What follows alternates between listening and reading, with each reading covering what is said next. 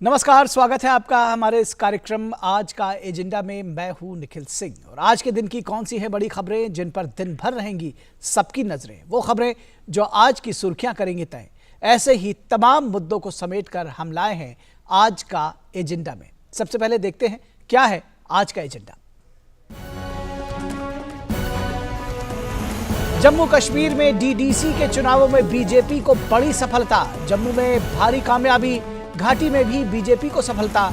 Gupkar alliance सबसे बड़े गठबंधन के रूप में उभरा। बीजेपी ने कहा जनता ने नए कश्मीर के पीएम के विजन पर जताया है भरोसा। कोरोना महामारी के खिलाफ देश ने हासिल की बड़ी उपलब्धि। रिकवरी दर बढ़कर 95.65% हुआ। स्वास्थ्य मंत्रालय ने कहा वायरस के नए स्ट्रेन का भारत में कोई सबूत नहीं, साथ ही इससे संबंधित एसओपी की जारी।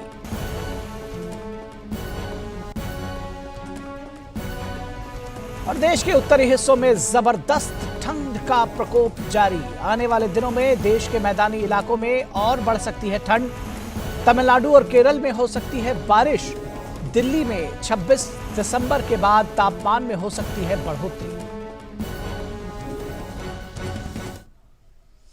और आज का एजेंडा में सबसे पहले बात जम्मू कश्मीर में डीडीसी चुनावों की। डीडीसी के चुनावों में बीजेपी को बड़ी सफलता मिली है और सबसे बड़ी पार्टी के रूप में उभरी है बीजेपी। भाजपा ने जम्मू में जहां भारी कामयाबी हासिल की है, वहीं घाटी में भी भाजपा को बड़ी सफलता मिली है। जम्मू डिवीजन में भाजपा ने इन चुनावों में 6 जिलों जम्मू, कठुआ, सांबा, रियासी, उधमपुर और डोडा में सफलता अर्जित की है। वहीं नेशनल कॉन्फ्रेंस ने किश्तवाड़, रामबन, राजौरी में ज्यादा सीटें जीती हैं।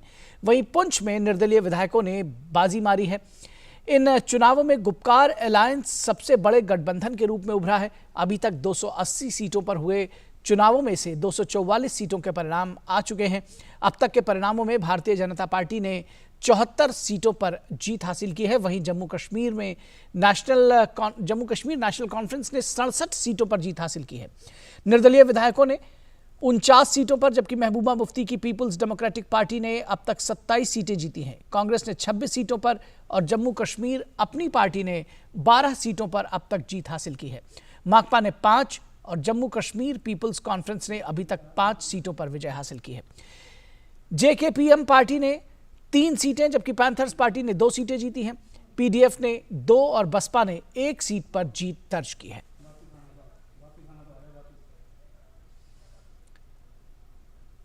और इस पूरी खबर पर बातचीत करने के लिए श्रीनगर से हमारी संवाददाता रमा त्यागी हमारे साथ जुड़ गई हैं। रमा, सबसे पहले तो ये जानना चाहेंगे, जिस तरह से घाटी में बीजेपी ने पहली बार 3 सीटों पर जीत हासिल की और जम्मू में जबरदस्त प्रदर्शन किया, जिस तरह से प्रदर्शन किया, और किस तरह से क्या क्या मायने हैं इन परिणामों के, किस तरह से देखती हैं आप इन परिणामों को?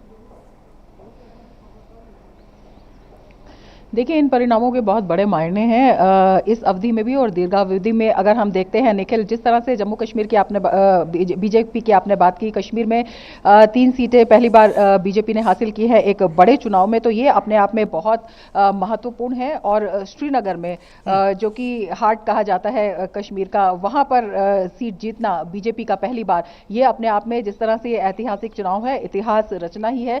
इसके अलावा बांदीपुरा में, गुरेज में और पुलवामा में 2 सीटें बीजेपी को हासिल हुई। ये अपने आप में बहुत बड़ा महत्व रखता है, क्योंकि काफी संवेदनशील एरिया है और वहां से लोगों का निकल कर आना और बीजेपी के पक्ष में वोट करना, अगर हम पार्टी के लिहाज से बात करते हैं तो बेहद अहम है। क्योंकि 370 के बाद ये बड़ा चुनाव और उसके बाद लोगों की मुहर दिखाती है कि लोग विकास चाहते हैं, क्योंकि बीजेपी ने विकास के एजेंडे पर इस चुनाव को लड़ा था। विकास को लेकर जो अलग अलग मंत्री थे और अलग अलग बड़े बड़े नेता थे, वो ग्रामीण इलाकों में गए थे, दूर दराज के इलाकों में गए थे, जहां पर कोई नहीं पहुंचता वहां पर गए थे। लोगों ने कहा था कि पहली बार कैंपेन में हम इतने बड़े बड़े नेताओं को यहां पर देख रहे हैं और इससे उनकी आकांक्षाएं, अपेक्षाएं और जो एक विश्वास होता है, एक मतदाता का विश्वास जो होता है, वो बहुत महत्वपूर्ण है। तो उस विश्वास पर मतदाताओं ने मुहर लगाई। बीजेपी के लिए भी एक बहुत बड़ी बात यहां पर राजनीतिक आधार बीजेपी का कश्मीर में, विशेषकर घाटी में जिस तरह से मजबूत हुआ है, वो अपने आप में उल्लेखनीय है। और अगर हम पार्टी वाइज निखिल देखते हैं तो पार्टी वाइज अगर हम देखेंगे इन चुनाव परिणामों को तो बीजेपी को इसमें 74 सीटें, अभी तक का जो चुनाव परिणाम आया है, बीजेपी को 74 सीट मिली हैं। और अगर एनसी की हम बात करते हैं, उसकी सीटें बीजेपी से कम है, उसकी सीटें 67 हैं। अगर हम पीडीपी की बात करते हैं तो पीडीपी तो और कम पर चली गई है, पीडीपी की 27 है। और तमाम पार्टियों की, हाँ निर्दलीय है, निर्दलीय काफी संख्या में आए हैं, लेकिन इंडिपेंडेंट भी 49 है, 49 है।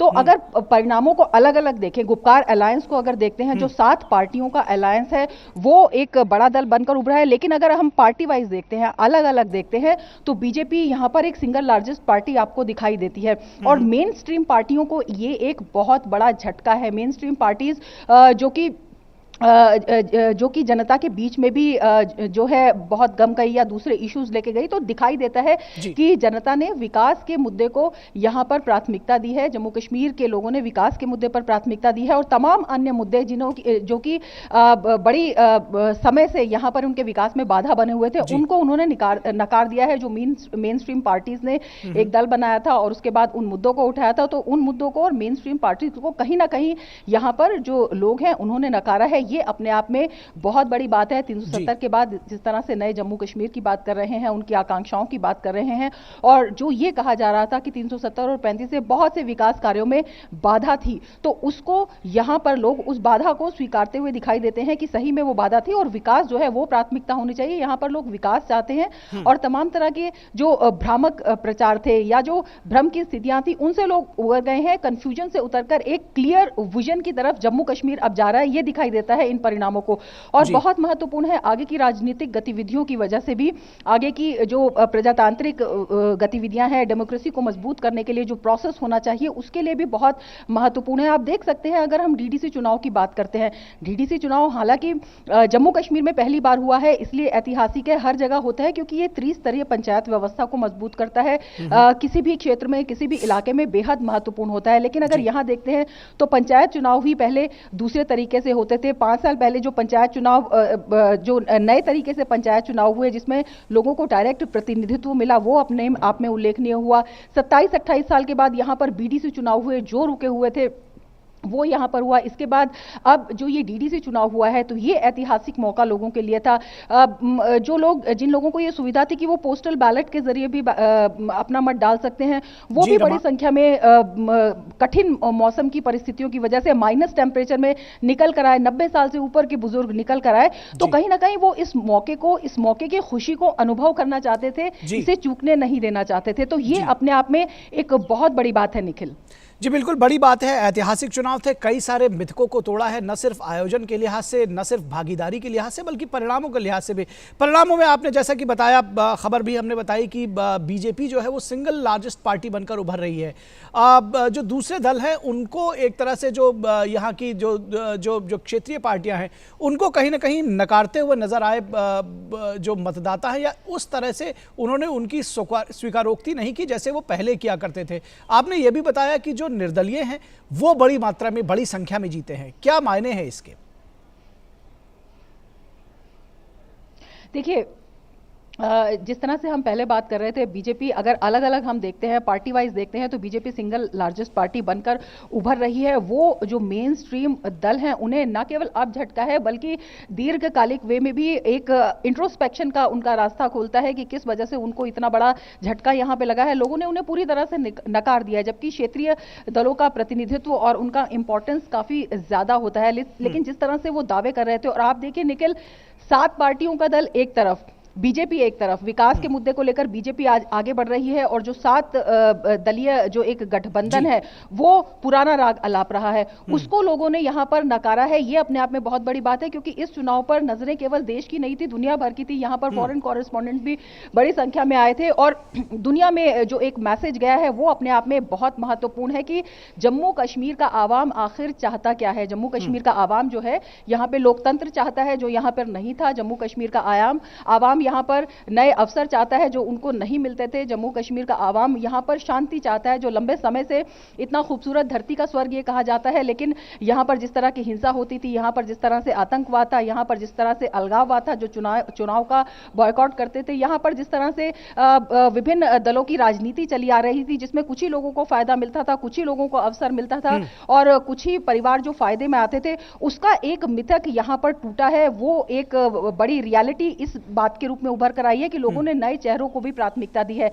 इंडिपेंडेंट जो है वो बड़ी संख्या में आए हैं और एकदम वो नए लोग हैं, उनके परिवारों का राजनीति से ज्यादातर का कोई वास्ता नहीं रहा है, कोई नाता नहीं रहा है। एकदम फ्रेश अपने काम के बल पर वादा करके लोग आए हैं और लोगों ने उन्हें भी प्राथमिकता दी है। तो आप देखिए कितनी बड़ी बात है कि लोग यहाँ पर चाहते क्या है, लोगों की मंशा इन परिणामों में उभर कर आ रही है। बहुत जल्दी से, बहुत संक्षेप में ये तमाम बातें जो आपने कही है ये महत्वपूर्ण है। जी रमा, आपसे बहुत संक्षेप में जानना चाहेंगे कि 370 और 35A के तमाम प्रावधानों को हटाने के बाद ये परिणाम आए हैं, क्या कुछ संदेश निहित थे इसमें?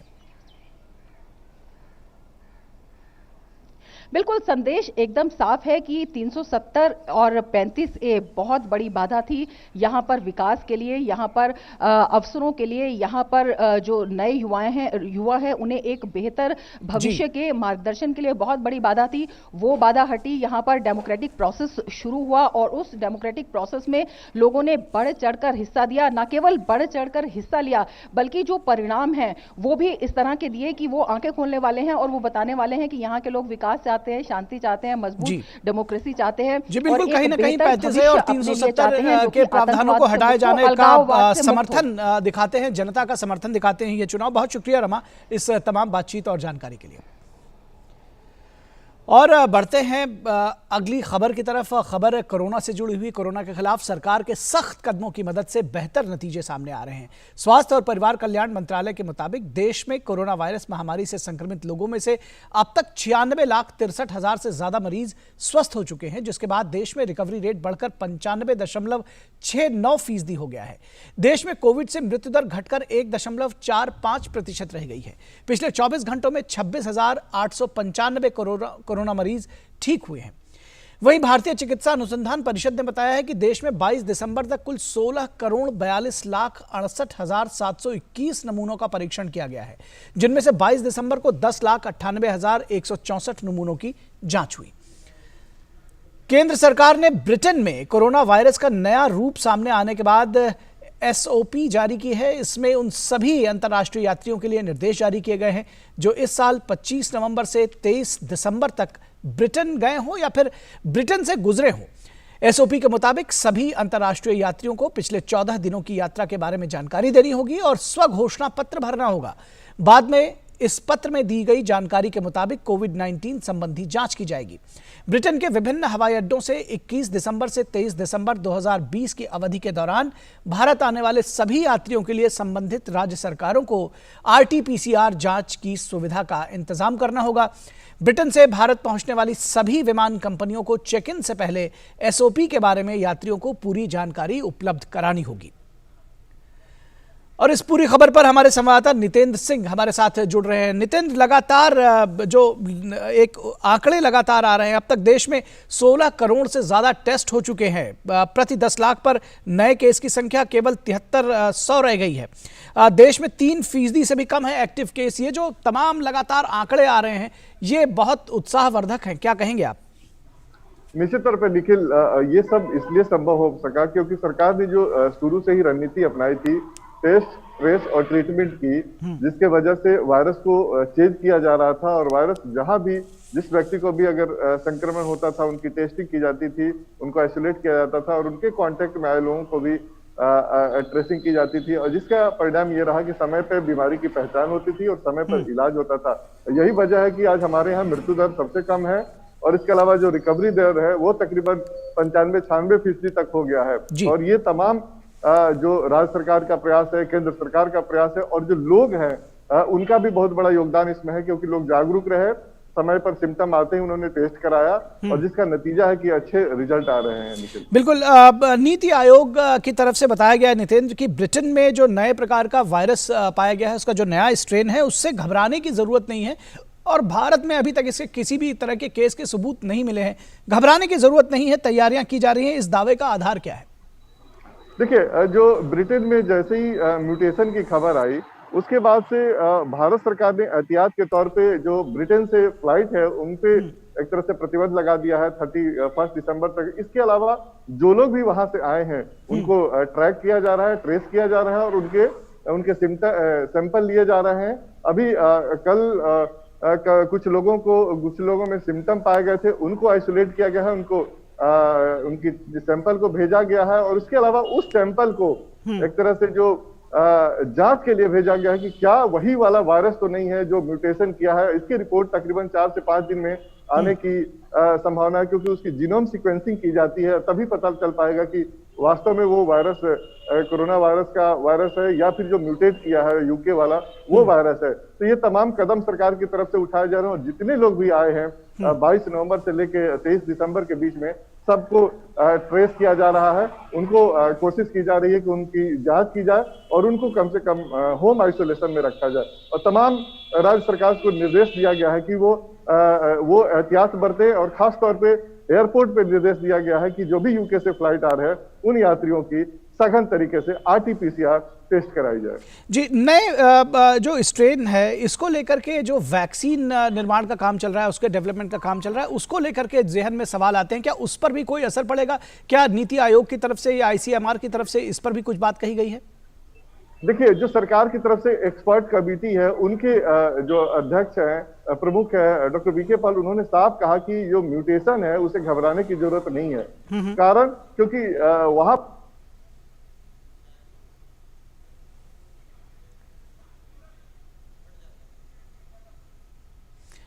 नितेंद्र के ऑडियो में कुछ प्रॉब्लम हो गई, लगता है नेटवर्क में कुछ प्रॉब्लम है और नितेंद्र के पास हम वापस लौटने की कोशिश करेंगे। उससे पहले हम आपको बता दें कि देश में अभी तक कुल 16 करोड़ से ज़्यादा टीके लगाए जा चुके हैं। वायरस को थामने के जो भी प्रयास किए गए हैं उनकी आशातीत सफलता हम सबको मिली है।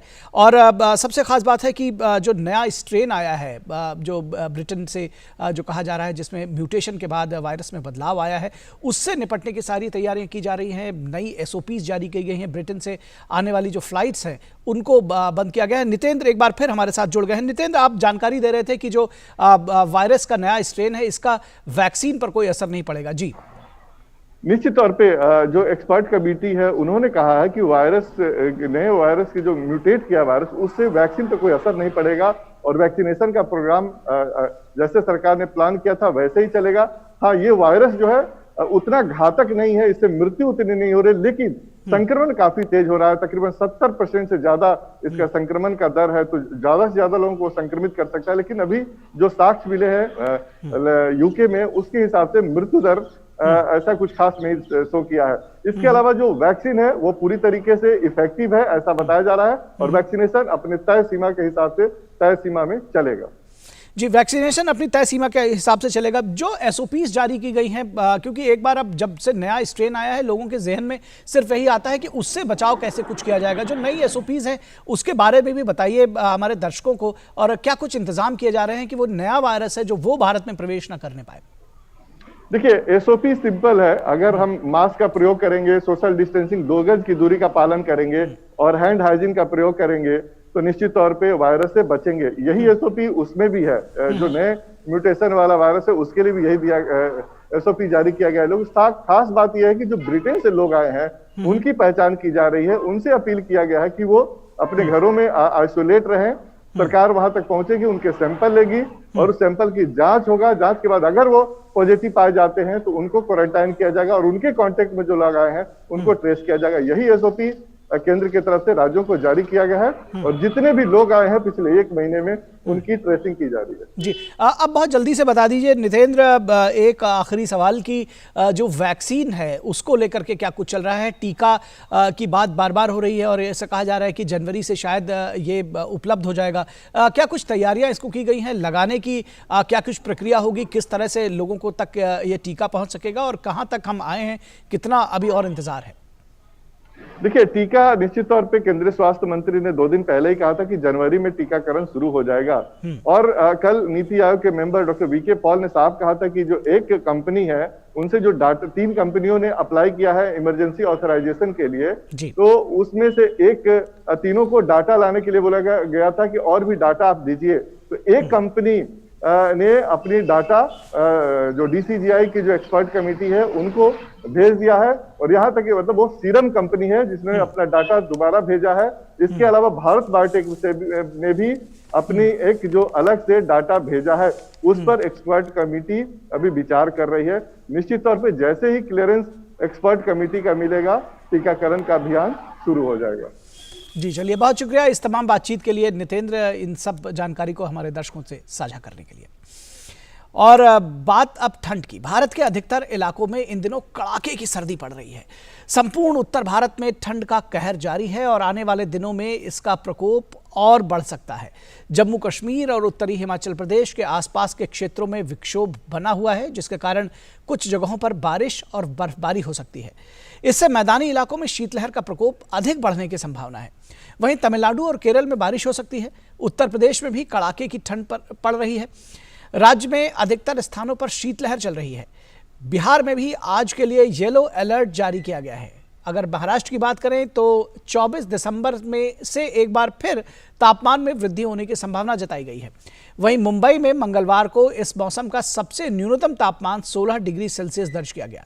राजस्थान में न्यूनतम तापमान में बढ़ोतरी से लोगों को ठंड से थोड़ी राहत मिली है। वहीं राष्ट्रीय राजधानी में मौसम विभाग ने कहा है कि अगले 3 दिन तक दिल्ली में शीतलहर चलने का पूर्वानुमान है। मौसम विभाग के मुताबिक अगले 2 दिनों में दिल्ली के कुछ हिस्सों में तापमान में 1 से 2 डिग्री की गिरावट होने की संभावना है, जिसके बाद पश्चिमी विक्षोभ के मद्देनजर 26 दिसंबर से तापमान के फिर से बढ़ने की संभावना है। 27 दिसंबर को दिल्ली में हल्की बारिश या बूंदाबांदी होने की संभावना है। सफदरजंग वेधशाला से बताया गया है कि आज सुबह न्यूनतम तापमान 5.6 डिग्री सेल्सियस दर्ज किया गया। उत्तर भारत में क्रिसमस के बाद बारिश की संभावना जताई जा रही है। वहीं उससे पहले तापमान में गिरावट रहने से ठंड में इजाफा देखने को मिल सकता है। और इस पूरी खबर पर हमारे संवाददाता तापस भट्टाचार्य हमारे साथ जुड़े हुए हैं। तापस, सबसे पहले तो बताइए, इस ठंड से कब तक ऐसे ठिठुरना पड़ेगा? क्या कुछ कहता है मौसम विभाग और क्या कुछ तैयारियां हैं?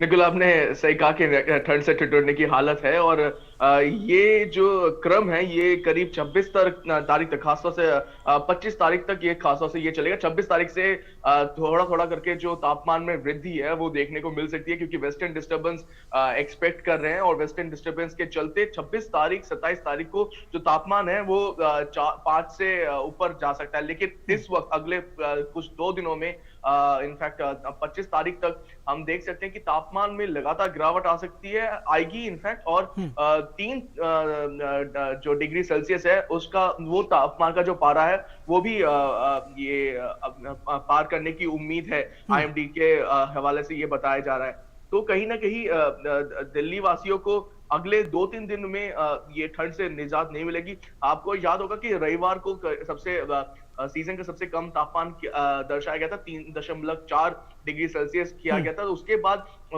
सोमवार और मंगलवार को जरूर राहत मिली थी, लेकिन अगले 2 दिनों में हम एक्सपेक्ट करें कि ये जो एक तरह से शीत लहर अगर कहे, इसको कहना जायज होगा। दिल्ली और आसपास के इलाकों में जो शीत लहर है और जो ठंड का जो प्रकोप है वो काफी हद तक ज्यादा देखने को मिलेगा, और एक्सपेक्ट कर रहे हैं कि 1 से 2 डिग्री में गिरावट देखने को मिलेगी। और 25 तारीख को इनफैक्ट आईएमडी प्रेडिक्ट कर रहा है कि 3 डिग्री का जो पारा है वो भी शायद ब्रीच कर सकता है। निखिल, अगर दिल्ली एनसीआर की बात करें तो क्या आने वाले दिनों में, अगले कुछ दिनों में बारिश की भी संभावना है?